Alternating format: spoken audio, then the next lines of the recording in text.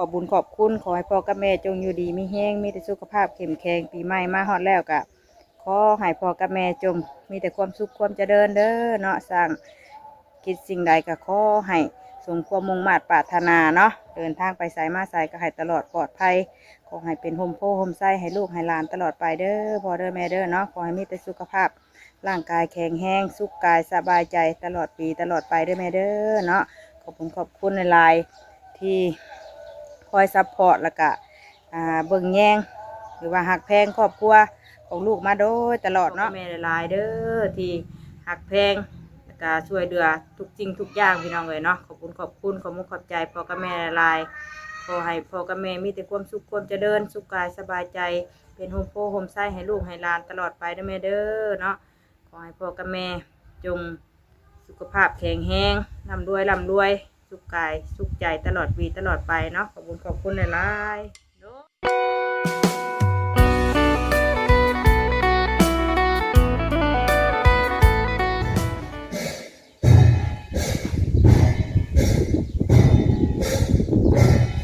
พี่น้องเลยเปิดคลิปออกมาจักเสียงข้องเสียงกองเนาะเสียงซิ่งเสียงอันเก้พี่น้องเอ้ยกำลังทางวัดเพิ่นสีกะเกียมเฮ็ดบุญบั้งไฟพี่น้องเอ้ยบุญใหญ่เนาะโอ้เพิ่นกำลังเข่งข้องเข่งกองอยู่ทางวัดทางวาพุ่นเนาะตัวคือสิม่วนซื่นแหละเพราะว่าทางบ้านเฮานี่ก็หลายผ้าหลายปีได้ละบ่ได้เฮ็ดพี่น้องเอ้ย3 ปี 4 ปีนี่แหละเนาะมาบัดนี้ก็สิพากันจัดงานบุญบั้งไฟขึ้นเมื่อวันที่30สิมาฮอดนี่พี่น้องเอ้ย30 เมษายนเนาะทางบัดทางมากำลังกาเกียมกันอยู่ปุ๊แมงเตอร์บ่ได้ย่างไปถ่ายน้ำเพิ่นเนาะให้ฟังแต่เสียงนี่แหละพี่น้องเอ้ยเปิดคลิปมื้อนี้ก็อยู่หน้าบ้านหน้าเฮือนกำลังมาแต่บุญพี่น้องเอ้ยเนาะไปมู่บุญแจกข้าวญาติพี่น้องเขาแหละเพิ่นมา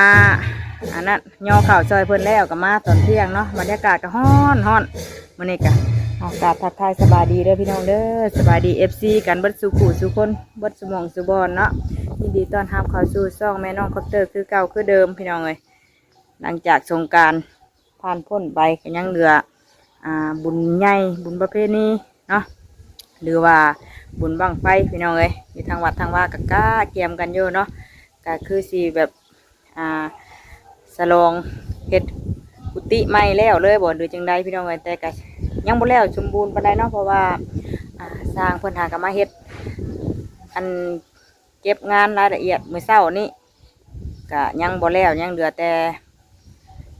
ใส่บานประตูเนาะยังบ่มีบานพี่น้องเอ้ยอยู่ทางวัดทางว่าเฮาก็เฮ็ดกุฏิสร้างหลังกุฏิหลังใหม่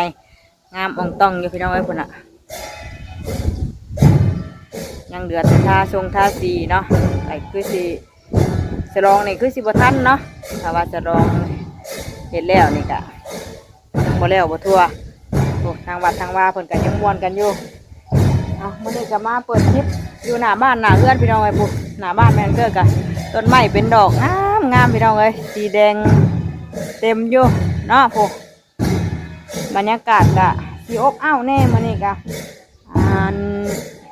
มันอยากแดดพี่น้องเอ้ยคือฝนตกนี่แหละเนาะ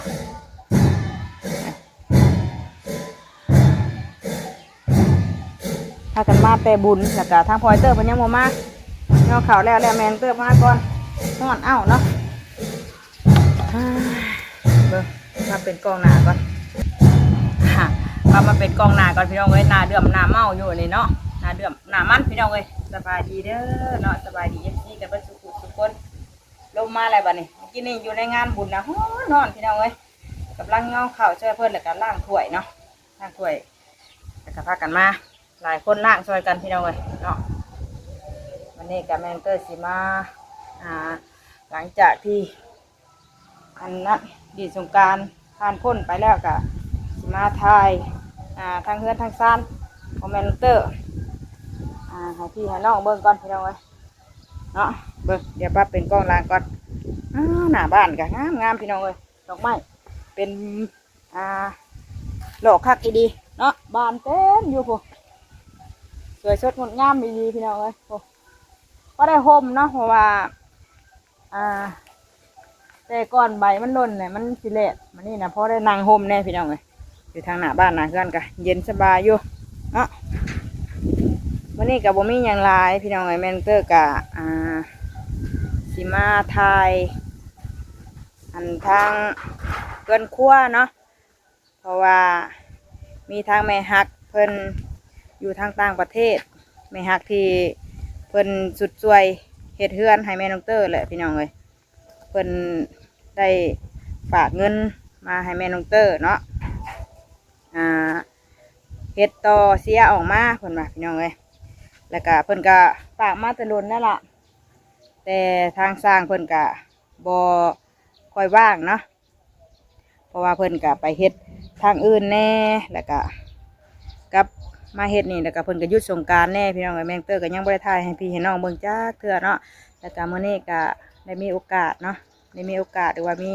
เวลาแมงเตอร์ก็เลื่อมตาพี่น้องเอ้ยสิมาถ่ายให้แม่เพิ่นเบิ่งก่อนเนาะโดยก่อนอื่นแมงเตอร์ก็ต้องขอบบุญขอบคุณพ่อกับแม่หลายๆเด้อเนาะที่มอบสิ่งดีๆหรือว่าหักแพงทางครอบครัวของเฮาพี่น้องเลยนะแล้วก็เบิดสำหรับทุกสิ่งทุกอย่างเนาะแมงเตอร์กับบุมีหยังตอบบุญแทนคุณพ่อกับแม่เนาะมีแต่คำขอบบุญขอบคุณขอให้พ่อกับแม่จงอยู่ดีมีแห้งมีแต่สุขภาพเข้มแข็งปีใหม่มาฮอดแล้วก็ขอให้พ่อกับแม่จงมีแต่ความสุขความเจริญเด้อเนาะสร้างคิดสิ่งใดก็ขอให้สมความมุ่งมั่นปรารถนาเนาะเดินทางไปสายมาสายก็ให้ตลอดปลอดภัย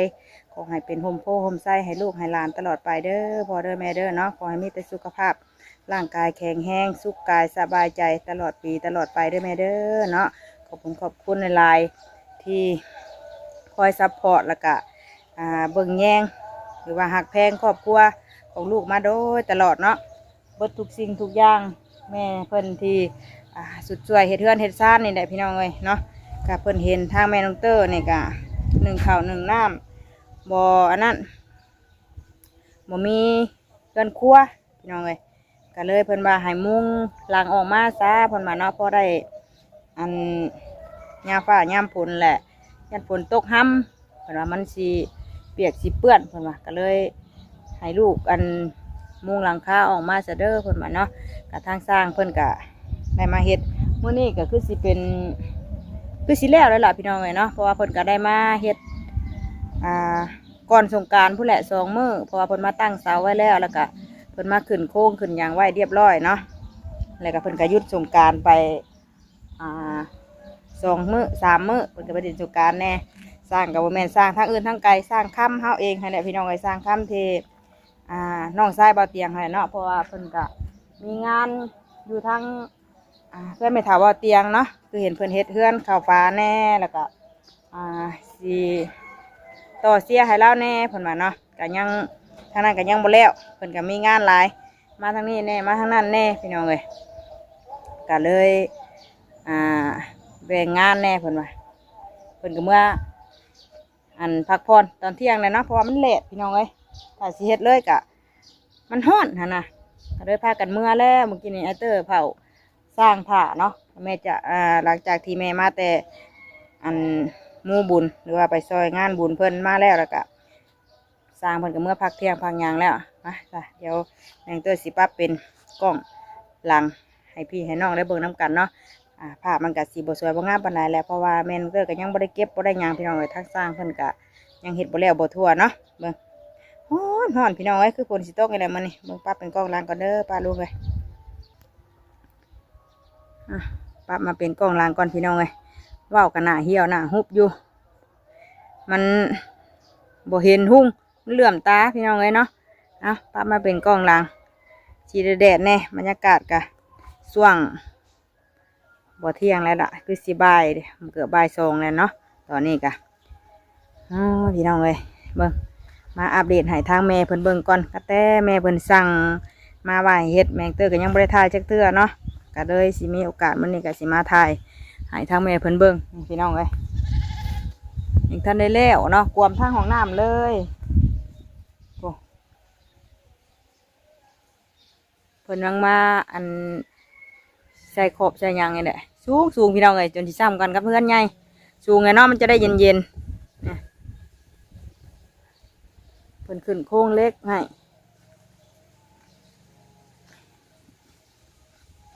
ประมาณนี้อ่ะกะท่านได้แล้วหรอปู่ทั้งสร้างเพิ่นกะอุปกรณ์เพิ่นกะยังบ่แล้วบ่ทั่วปล่อยเตอร์เพิ่นเอาสายไฟมาให้สร้างเพิ่นใช้ให้เด้อได้อนี่เนาะต่อไฟออกมาพอได้เฮ็ดอยู่เฮ็ดกินพี่น้องไงเนาะแต่ก่อนแมงเตอร์กะออกมาอยู่นี่แหละฟ้าลมฝนตกแดดกะในหนึ่งอยู่นี่เนาะเพราะว่าแม่เพิ่นเห็นแล้วกะยันว่ายามฟ้ายามฝนยามมันหนึ่งเข่ายากเนาะเฮ็ดอยู่เฮ็ดกินยากก็เลยให้เฮ็ดมุงหลังคาออกมานี้เพราะว่ามีหม่องเฮ็ดอยู่เฮ็ดกินแน่เพิ่นว่าเนาะแมงเตอร์ก็หนึ่งอยู่พี่แหละพี่น้องเอ้ยถ้าได้แล้วเนาะเดี๋ยวแล้วก็สิเอาดินมาถมอีกจักหน้อยนี่เนาะพอดีแหละบุญว่างไฟนี่กะให้มีญาติพี่น้องเพิ่นมานั่งเศร้าห่มอยู่นี่พอได้เบิ่งพี่น้องเอ้ยเนาะพอได้นั่งคอยเบิ่งอยู่นี่มันก็ห่มเย็นดีได้เนาะบรรยากาศตามริมทุ่งนาเนี่ยมันกะอากาศกะสิเย็นแน่ได้พี่น้องเอ้ยนะลมมาทางนี้กะเย็นเนาะเอาเตียงมานั่งนี่กะเย็นจ้วยๆแล้วนี่นี่พี่น้องเอ้ยยังบ่แล้วเนาะสร้างเพิ่นกับเมื่อพักเที่ยงก่อนฮ้อนมันอ้าวลายเพิ่นว่า3 เสาเนาะ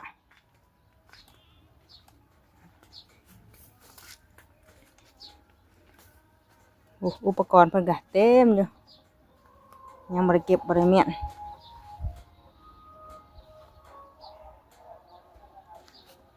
แดดลายเบิ่งให้มาเบิ่งทางมุมนี้เพิ่นใส่ข้างมันแล้วเรียบร้อยแล้วพี่น้องโอ้ก็อยากสูงเนาะเสาสูงจะได้เย็นถ้าเฮ็ดต่ำหลายมันก็สิร้อนอันนี้ลมมากอะมันบ่อบอ้าวปานใดเสียที่แต่เลิ่นหน่อยพี่น้องเอ้ยค่ะอัดหัวก่อนเอาก้นมาอัดหัวเดินห้อมเนาะนี่ก็สิฝนตกลงมาเนี่ยมันสิบ่น้ำสิบ่เจือนไปบ่เดินได้ใดโอ้จักสิอยู่บ่อยู่แล้วนี่กำแพงเพิ่นกะสิอยู่นี่กับบริติดกำแพงปานใดดอกพี่น้องไอ้เสามันกันเนาะตั้งอยู่ระหว่างไก่กันเติบอยู่กับกำแพงนะปู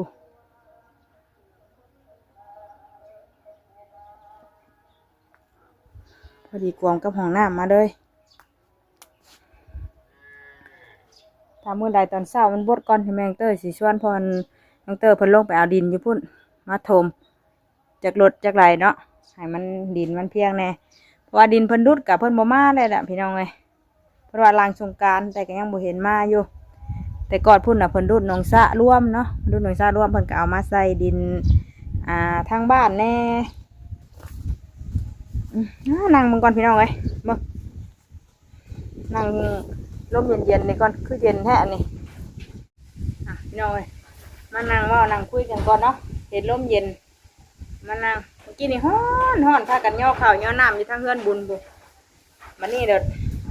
มานี่เดี๋ยวชินเย็นแน่เพราะว่าอยู่ทางทุ่งนาเนี่ยมันก็โล่งพี่น้องเอ้ยเนาะเสียที่แต่บ่มีเดินร้ายถ้ามีเดินกว้างนี่ก็คือสิคักอยู่เนาะอันนี้มันก็เป็นเดินดินให้หน้าเนาะที่แม่น้องเตอร์ได้ขอจากประตูเนาะก็คือพ่อของแม่น้องเตอร์เองนี่แหละพี่น้องเอ้ยอยากปลูกเฮือนเนาะแต่ก่อนก็บ่มีเงินมีคำแต่อยากเฮ็ดเฮือนกับเงินกับบ่หลายนะพี่น้องเอ้ยถ้าเฮาสิซื้อดินซื้อเดินสิมาเฮ็ดเฮือนมันก็ใช้งบหลายเนาะก็ต้องมีเงินหลักแสนหรือว่าหลักหมื่น4-5 หมื่นขึ้นไปก็พอได้แต่ดมเฮือนดมซ่านพอได้แต่ปลูกเฮือนอยู่นะพี่น้องเอ้ยเพื่อเฮาสิหาเงินมาสร้างเฮ็ดเฮือนเฮ็ดซ่านเนาะก็เลยพากันเว้ากับปอยเตอร์เพิ่นก็เลยตัดสินใจว่าขอถามประตูเพิ่นเนาะว่าขอดินหน้านี่ได้มาเฮ็ดสิพากันตั้งเสาไว้พี่น้องเอ้ยเริ่มจากที่แรกกันเนาะตั้งเสาไว้แล้วก็ถ้ามีเงินมีคำหรือว่านั่นก็สิพากันคอยเฮ็ดคอยหาไปว่าซั่นนะเนาะแต่ก่อนก็เลยพากันรุดดินจากไหหน้าพี่น้องแต่ก่อนเป็นไหหน้าเนาะอยู่บนเฮือนแมงเตอร์นี่ ดุดดินขึ้นมาถมหลังจากถมแล้วก็แม่น้องเตอร์ก็ได้อ่าพากันตั้งเสาขึ้นเนาะแล้วก็ลายผ้าลายปีพี่น้องเลยตั้งเสาขึ้นมือเดียวกันกับเพื่อนแม่น้องเปลวเนาะเพื่อนบ่าวเสียงพี่น้องเลยเฮ็ดมือเดียวกันย่อเสาขึ้นมือเดียวกันแล้วก็เลยอ่าเจ็บเป็นมาเนาะเพราะว่าพอน้องเตอร์เพิ่นแน่แล้วก็แม่น้องเตอร์เองพี่น้องก็เจ็บเป็นเอ็ดอุ่นมาเรื่อยๆมันก็บ่มีเงินมีคำสิเก็บเนาะพอเตอร์เพิ่นไปหาเงินนี่ก็แต่ก่อนก็ไปนำกันเนาะไปนำกันแล้วก็มาทำมาแล้วก็มีลูกแม่น้องเตอร์ก็อยู่บ้านคนเดียวแล้วก็ให้พอเตอร์เพิ่นไปมาแล้วก็ทางพอเตอร์เพิ่นก็เจ็บเป็นอยู่ก็เลยหาเงินหาคำก็พอได้แต่ปัวพญาติพะเยาพี่น้องเลยเนาะก็เลยได้แต่ตั้งเสาขึ้นแล้วก็มุงหลังคาเนาะก็มุงหลังคาต่อจากนั้นมาแล้วก็มีทางพระอาจารย์เพิ่นอยู่สารคามพี่น้องเลยเนาะที่พอเตอร์เพิ่นเคยบวชน้ำที่เคยแม่เตอร์เคยเล่าให้ฟังเลยเนาะเพิ่นก็ได้ฝากเงินหรือว่าเอาเงินในพอเตอร์เพิ่นว่าจุนเจ้าอยากได้ยังกะเงินส่วนนี้กับบ่ร้ายเพิ่นว่าเนาะก็เป็นเงินส่วนหนึ่งที่พระอาจารย์ให้เพิ่นว่าเพิ่นเข้ามาอยากได้เฮือนได้ซ่านหรือว่าอยากได้ยังก็ซื้อไว้เด้อเพิ่นว่าซื้อดินบ่ซื้อยังหั่นนะแม่เตอร์ก็ได้ได้ไปซื้อดินบอกไว้อันดินจี้เนาะแม่เตอร์เอาดินจี้ก่อเฮือนพี่น้องก็ได้ไปซื้อดินจี้มาไว้หลังจากนั้นกับทางแม่เพิ่นได้เห็นเนาะได้เห็นทีแมนเตอร์ถ่ายคลิปลงไปเพิ่นก็อยากชุดอยากช่วยก็เลยต่อเติมมาจนเป็นเพื่อนแมนเตอร์อยู่ในทุกมื้อนี้พี่น้องไอ้พุ่นอ่ะเนาะจนได้เป็นเพื่อนหลังมากไงจนได้มีได้อยู่เพื่อนหลังใหม่คือบ้านคือเมืองโมพี่น้องกระทาน้ำพังแมนเตอร์เองกับบ่มีดอกเนาะก็พอได้อยู่ได้เศร้ากับลูกกับเต้าเนาะโดยก่อนอื่นแมงเตอร์ก็ต้องขอบคุณพ่อกับแม่หลายๆเด้อที่หักแพงแล้วก็ช่วยเหลือทุกจริงทุกอย่างพี่น้องเลยเนาะขอบคุณขอบใจพ่อกับแม่หลายๆขอให้พ่อกับแม่มีแต่ความสุขความเจริญสุขกายสบายใจเป็นโฮมโพโฮมไส้ให้ลูกให้หลานตลอดไปเด้อแม่เด้อเนาะขอให้พ่อกับแม่จง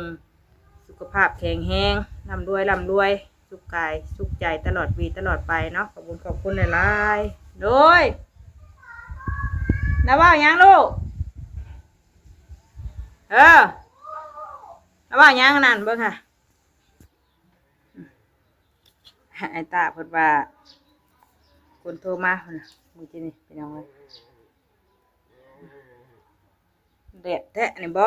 ฮ้อนเด้เนาะเอาคลิปนี้ก็บ่มีหยังหลายดอกพี่น้องเอ้ยเนาะแมงเตอร์ก็ได้มาถ่ายอัปเดตเบิ่งทางเงินทางซานให้พ่อกับแม่เพิ่นได้เบิ่งเนาะเพราะว่าเพิ่นสุดสวยมาแล้วแมงเตอร์ก็จากถ่ายเพิ่นได้เบิ่งได้เห็นพี่น้องเอ้ยก็บ่ได้มีเวลาถ่ายเนาะก็เลยมีโอกาสมื้อนี้ก็ทางสร้างเพิ่นมาเฮ็ดหลังจากเพิ่นก็หยุดเมื่อวานนี้เพิ่นมาบ่เดินใดแมงเตอร์ไปใส่ไปห่อข้าวต้มเนาะห่อข้าวต้มอยู่เฮือนบุญเมื่อวานนี่พอเตอร์เพิ่นเผาสร้างอยู่มาอยู่เนาะเมื่อวานนี่ก็ไปห่อข้าวต้มแล้วก็พาลูกไปเด่นพี่น้องเอ้ยทางอาจารย์เพิ่นมีเวลาแน่เด็กน้อยก็เลยพาลูกพาหลานไปเด่นอยู่สวนน้ำเนาะกันนานทีเพื่อจะได้พาลูกพาเต้าออกไปเด่นไปเที่ยวพี่น้องเอ้ยเนาะก็มีความสุขลูกเต้าก็ได้ม่วนชื่นก็คือจะเป็นมื้อวันจันทร์พุ่นแหละได้เข้าโรงเรียนเนาะพักโรงเรียนก็อาทิตย์หนึ่งพอดีเลยวันนี้ก็เป็นมื้อวันศุกร์แล้ววันเสาร์วันอาทิตย์วันจันทร์อีก2-3 มื้อก็ได้เข้าโรงเรียนแล้วแบบนี้เนาะไปจ้ะพี่น้องโอ้ยมาถ่ายให้พี่น้องเบิ่งมาหุ้มก็จักไฟปิดมาหุ้มคนนี้สร้างหม้อเมื่อตำเลยเนาะทำไม่ตากับบ่จักมันแดดได้พี่น้องเอ้ยใบเหี่ยวโยมหยาบอยู่พักกับเนี่ยแดดแห้งแดดก็แดดบาดแดดก็ได้บวกกันจนเหี่ยวอันนี้โอ้มันตายได้บ่อันนี้มันฮ้อนแดดเนาะบาดแดดก็ได้โอ้หุ้มมาเฮือยก็เหี่ยวก็ได้สิประมาณนี้แหละปลาลุงเลยเนาะนี่ก็คือสิแล้วเพราะว่าเพิ่นมาใส่อีกขอบมันนี่ก็แล้วได้ละเนาะก็สูงพี่น้องเลยทางมวนนี่ก็เป็นทางแม่ฮักซอยเฮ็ดซอยสร้างขึ้นมาคือเก่าเนาะ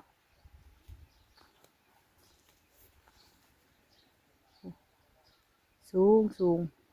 งมันจะได้เย็น ทั้งเบิดนี่ก็15 ล้าน15 ล้านแต่เพิ่นลดให้อยู่500,000พี่น้องยังเหลืออยู่14,500,000เนาะนี่ก็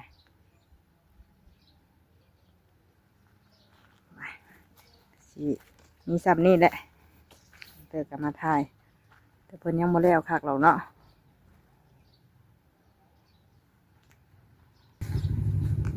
แดดพี่น้องเลยทางวัดทางว่ากะกะเกี่ยมจัดงานบุญงานศีลกันอยู่โอ้ยบุญใหญ่ว่างไฟนี่ใครสิมาฮอดอ่ะมื้อนี้ก็วันที่เท่าไรเลย18แล้วบ่18เลยพี่น้องเลยยังอีกบ่โดนได้มั้ยเนาะวันที่31นี่ก็ฮอดเลยตีกองสนั่นอยู่บายสาพี่น้องเลยคลิปนี้กะแมงเตอร์กะมาอัดคลิปขอบบุญขอบคุณทางพ่อกับแม่เพิ่นเนาะที่ช่วยเดือครอบครัวแมงเตอร์มาโดยตลอดก็ขอให้อยู่ดีมีแห้งร่ำให้ด้วยเด้อแม่เด้อพ่อเด้อเนาะสุขกายสบายใจตลอดปีตลอดไปเป็นโฮมโพมไส้ให้ลูกให้หลานตลอดไปเด้อเนาะโดยสำหรับคลิปนี้กะสิได้ลาพี่ลาน้องไปเพียงคำนี้ก่อนป้าลุงเลยมันแดดซ้ำปุ๊ตัดลงให้ทางหน้าง่วงกันยังบ่ขึ้นมากินน้ำกินในอยู่โอ้แดดแห้งอีดีได้พี่น้องเลยแดดแหมห่อนอีดีปัดแดดก็ได้ป้าซะสำหรับคลิปนี้ไปแล้วสบายดีป้าลุงเลยเนาะสบายดีเด้อพอกันอีกคลิปหน้าคลิปนี้ไปแล้วโอ้ลมปัดประตูเลยทางวัดก็งามพี่น้องเลย